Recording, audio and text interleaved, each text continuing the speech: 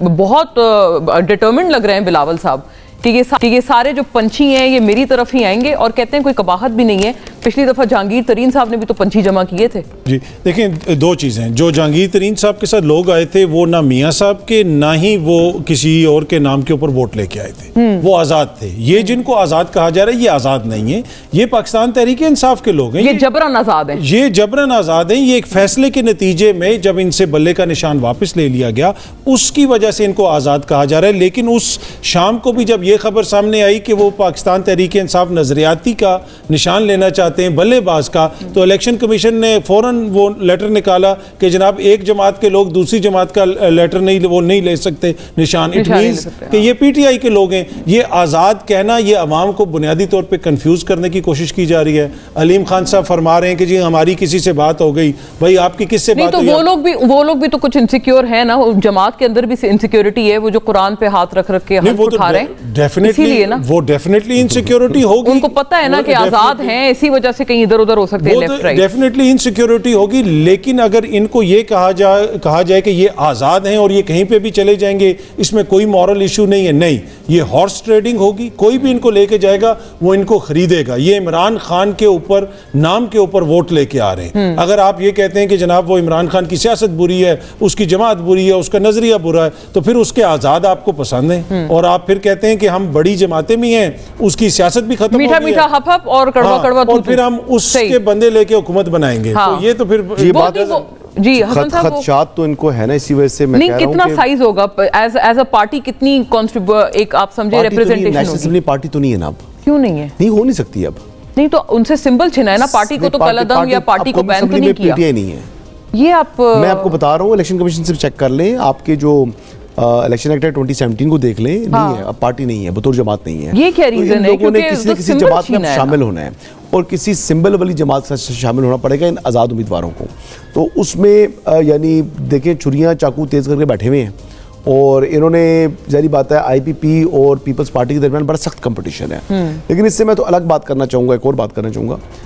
ये वक्त साबित करेगा कि जहांगीर तरीन ज़्यादा जो है वो इफेक्टिव है, अलीम खान ज़्यादा इफेक्टिव हैं, या जो मुफाहमत के बादशाह हैं आसिफ अली जरदारी साहब, जो लाहौर में इस टाइम जो है उन्होंने अपना कैंप लगा लिया है, और अब देखें कि वो किस हद तक सक्सेसफुल होते हैं। लेकिन अभी भी उन्होंने राब्ते शुरू कर दिए हैं। ये वक्त साबित करेगा कि जहांगीर तरीन ज़्यादा जो है वो इफेक्टिव है, अलीम खान ज़्यादा इफेक्टिव हैं, या जो मुफाहमत के बादशाह हैं आसिफ अली जरदारी साहब, जो लाहौर में इस टाइम जो है उन्होंने अपना कैंप लगा लिया है, और अब देखें कि वो किस हद तक सक्सेसफुल होते हैं। लेकिन अभी भी उन्होंने राब्ते शुरू कर दिए हैं। अब ये जो राब्ते हैं ना, इन राब्तों की वजह से ही मैं कह रहा हूँ कि शायद ये बायकॉट कर जाए पीटीआई, और इसका कभी इम्कान है, क्योंकि देखिए अगर जब आपके चेयरमैन ने कह दिया काफी पहले कि भाई हम कोई बॉयकॉट नहीं, तो चेयरमैन साहब कहते भी हैं और बाद में वो कर भी गुजरते हैं, जिसकी आपको तवक्को नहीं कर, आपको उनका कोई राब्ता है? मैं ऑनेस्ट टू गॉड मुझे नहीं यकीन था कि पंजाब की और केपी की असेंबली तोड़ेंगे, और मैंने इवन हामिद मीर साहब के शो में कहा था कि मैंने कहा सवाल ही पता नहीं होता, लिख लें। लेकिन हुआ ये कि मेरी तवक्को से उन्होंने ऐसा काम करके, मैंने बता दिया था, मंसूर साहब और मैं खड़े थे और मैंने उनको तारीख भी बता दी थी, मंसूर अली खान साहब को, उनके वो इधर उस वक्त एक और चैनल में थे, तो मैंने उनको कहा था कि इस तारीख को असेंबली टूट जाएगी। तो और अभी बहुत डिटर्मिन्ड लग रहे हैं बिलावल साहब कि ये सारे जो पंछी हैं ये मेरी तरफ ही आएंगे, और कहते हैं कोई कबाहत भी नहीं है।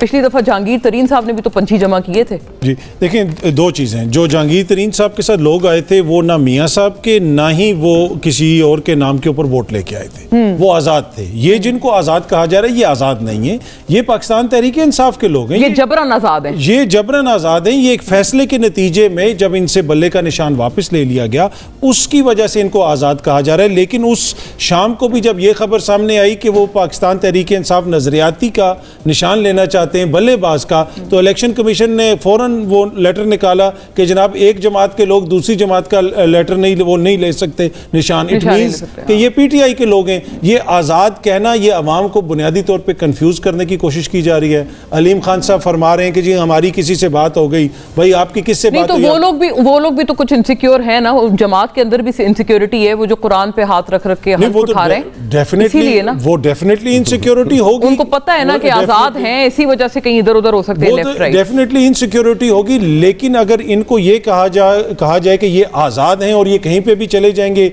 इसमें कोई मॉरल इशू नहीं है, नहीं, ये हॉर्स ट्रेडिंग होगी। कोई भी इनको लेके जाएगा वो इनको खरीदेगा। ये इमरान खान के ऊपर, नाम के ऊपर वोट लेके आ रहे हैं। अगर आप ये कहते हैं कि जनाब वो इमरान खान की सियासत बुरी है, उसकी जमात बुरी है, उसका नजरिया बुरा है, तो फिर उसके आजाद आपको पसंद है और आप फिर कहते हैं कि हम बड़ी जमातें भी हैं, उसकी सियासत भी खत्म मीठा मीठा हप हप और कड़वा कड़वा, और फिर हम उसके बंदे लेके हुकूमत बनाएंगे। तो ये तो फिर ये बात जी खदशात तो इनको है ना, इसी वजह से मैं नहीं, कितना साइज होगा एज अ पार्टी, कितनी एक आप समझे रिप्रेजेंटेशन? नेशनल असेंबली पार्टी तो नहीं है ना अब। क्यों नहीं है? नहीं हो नहीं सकती अब।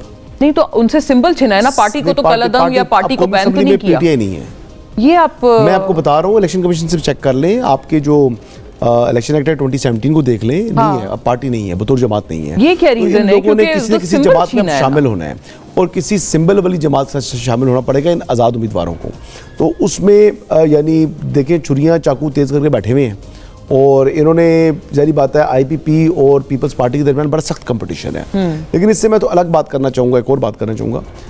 ये वक्त साबित करेगा कि जहांगीर तरीन ज़्यादा जो है वो इफेक्टिव है, अलीम खान ज़्यादा इफेक्टिव हैं, या जो मुफाहमत के बादशाह हैं आसिफ अली जरदारी साहब, जो लाहौर में इस टाइम जो है उन्होंने अपना कैंप लगा लिया है और अब देखेंगे वो किस हद तक सक्सेसफुल होते हैं। लेकिन अभी भी उन्होंने राब्ते शुरू कर दिए हैं। ये वक्त साबित करेगा कि जहांगीर तरीन ज़्यादा जो है वो इफेक्टिव है, अलीम खान ज़्यादा इफेक्टिव हैं, या जो मुफाहमत के बादशाह हैं आसिफ अली जरदारी साहब, जो लाहौर में इस टाइम जो है उन्होंने अपना कैंप लगा लिया है और अब देखेंगे वो किस हद तक सक्सेसफुल होते हैं। लेकिन अभी भी उन्होंने राब्ते शुरू कर दिए हैं।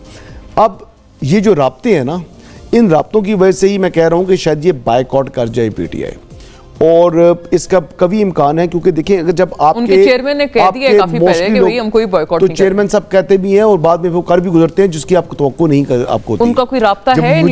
मैं ऑनेस्ट टू गॉड, मुझे नहीं यकीन था कि पंजाब की और केपी की असेंबली तोड़ेंगे।